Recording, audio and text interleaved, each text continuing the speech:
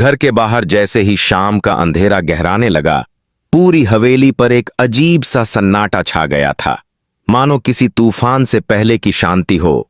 सब कुछ सामान्य लग रहा था, लेकिन अंदर ही अंदर एक ऐसी हलचल चल रही थी जो आने वाले समय में सबकी जिंदगियां बदलने वाली थी। आर्या और अनु, जो अब तक हर हाल में एक दूसरे का सहारा बने हुए थे, जिनकी मोहब्बत और विश्वास ने उन्हें हर मुश्किल से निकाला था, आज एक ऐसी साजिश में फंसने वाले थे जिसके पीछे वही छाया खड़ी थी जो लंबे समय से उनके चारों ओर घूम रही थी। झेंडे, जिसकी हर चाल इतनी गहरी और खतरनाक होती थी कि सामने वाले को पता भी न चले और वो जाल में बुरी तरह फंस जाए। उसी झेंडे ने आज कसम खाई थी कि वो आर्या और अनु को किसी भी हालत में एक दूसरे से मिलने नहीं देगा, क्योंकि उसे डर था कि अगर दोनों मिले तो उसके सारे रहस्य और सारी चालें सामने आ जाएंगी। हवेली में बैठी अनु बेसब्री से आर्या का इंतजार कर रही थी। उसकी आंखों में बेचैनी साफ झलक रही थी। दिल की धड़कनें तेज हो रही थीं, क्योंकि उसे लग रहा था कि आज कुछ बड़ा होने वाला है। तभी उसे झेंडे के आदमियों की हल्की सी आहट सुनाई दी। वो चौकन्नी हो गई। उसने खिड़की से झांक कर देखा तो कई काले कपड़ों में लोग हवेली के बाहर गश्त कर रहे थे, जैसे किसी को रोकने की तैयारी हो। अनु का दिल कांप उठा। उसके जहन में बस एक ही ख्याल आया, हे भगवान, आर्या मुसीबत में न फंस जाए। उधर आर्या रास्ते में अनु से मिलने आ रहा था। उसके कदम तेज थे। दिल में एक ही सोच कि आज वो अनु से खुलकर सब कह देगा। लेकिन तभी उसके रास्ते में झेंडे खुद खड़ा हो गया, हाथ फैलाकर, आंखों में अजीब सी चमक और होंठों पर खतरनाक मुस्कान लिए। झेंडे ने कहा, आर्या, अगर अपनी जिंदगी प्यारी है तो रुक जा, आज तू अनु से नहीं मिल सकता। आर्या हैरान रह गया। उसकी मुट्ठियां भिंच गईं। उसने कहा, झेंडे, तू चाहे कितनी भी कोशिश कर ले, मैं अनु से जरूर मिलूंगा, क्योंकि हमारी मोहब्बत किसी भी रुकावट से बड़ी है। लेकिन झेंडे ने अपने आदमियों को इशारा किया और देखते ही देखते आर्या चारों तरफ से घिर गया। अनु ने अंदर से सब देखा और उसका दिल चीख उठा। उसने हिम्मत जुटाई और अपने कमरे से बाहर भागने लगी। लेकिन तभी झेंडे की एक और चाल काम कर गई। घर के सारे दरवाजे बंद हो गए, मानो हवेली ही कैद खाना बन गई हो। अनु ने दरवाजे पर जोर दिया, चिल्लाई, आर्या! लेकिन उसकी आवाजें बाहर तक नहीं पहुंची। आर्या ने बाहर अपने पूरे दम से झेंडे के आदमियों से लड़ना शुरू किया। उसकी आंखों में सिर्फ अनु की झलक थी, लेकिन झेंडे चालाकी से उसे रोकता रहा। कभी उसकी राह में रोड ब्लॉक बनकर, कभी उसके कानों में अतीत का जहर घोलकर, ताकि आर्या का ध्यान बंटे। इस बीच अनु का दिल बैठता जा रहा था। उसने भगवान की मूर्ति के सामने घुटनों के बल बैठकर प्रार्थना की, हे मां दुर्गा, अगर मेरी मोहब्बत सच्ची है तो मुझे शक्ति दो कि मैं आर्या तक पहुंच सकूं। तभी हवेली के अंदर अचानक से दिए जल उठे, जैसे कोई दिव्य संकेत मिला हो।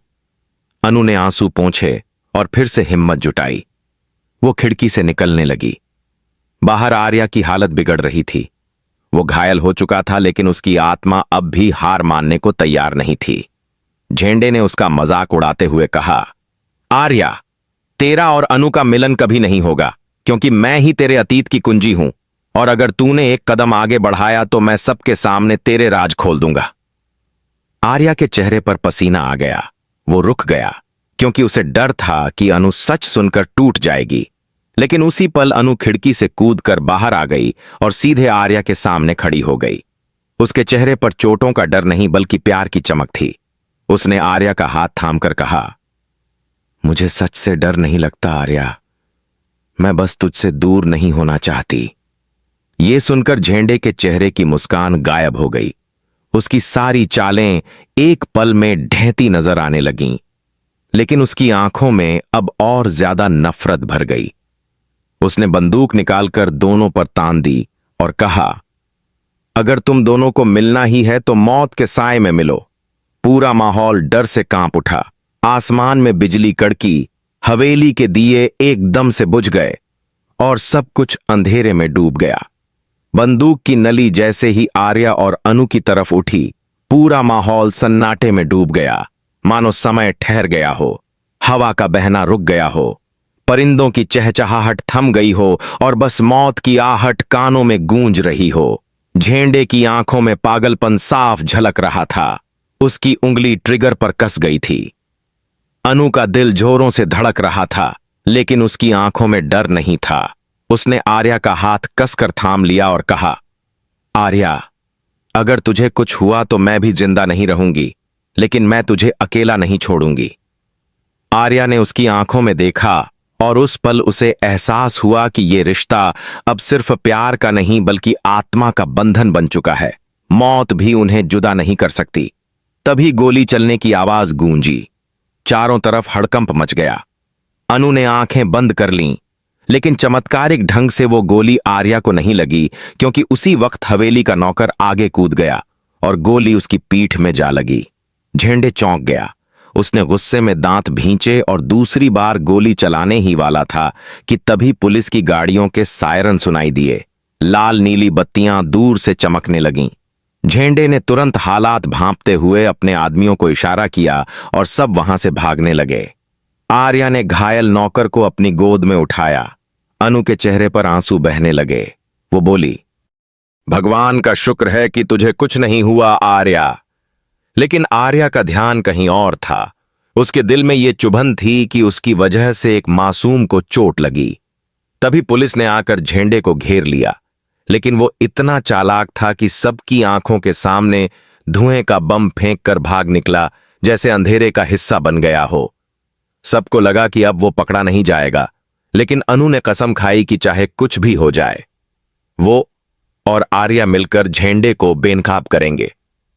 हवेली के अंदर जैसे ही दोनों लौटे, परिवार का सारा गुस्सा बाहर आ गया। दादी रोते हुए अनु को गले लगाकर बोली, बेटी, तू ठीक है ना? मैंने तो सोचा था कि आज तुझे कुछ हो जाएगा। वहीं आर्या के पिता का गुस्सा भड़क गया। उन्होंने कहा, आर्या, ये सब तेरे अतीत की वजह से हो रहा है। तू झेंडे जैसे लोगों से पंगा क्यों ले रहा है?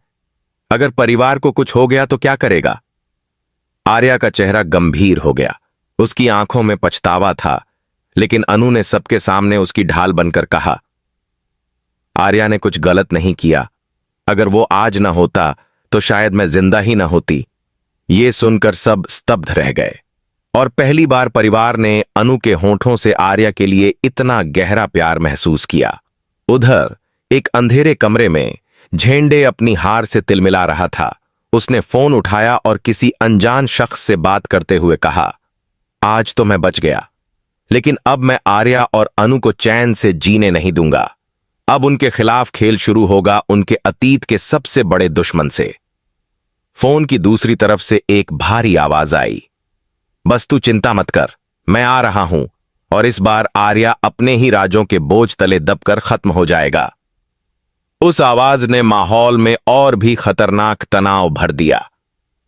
रात गहरी होती गई। हवेली में सब सोने की कोशिश कर रहे थे, लेकिन अनु की आंखों से नींद गायब थी।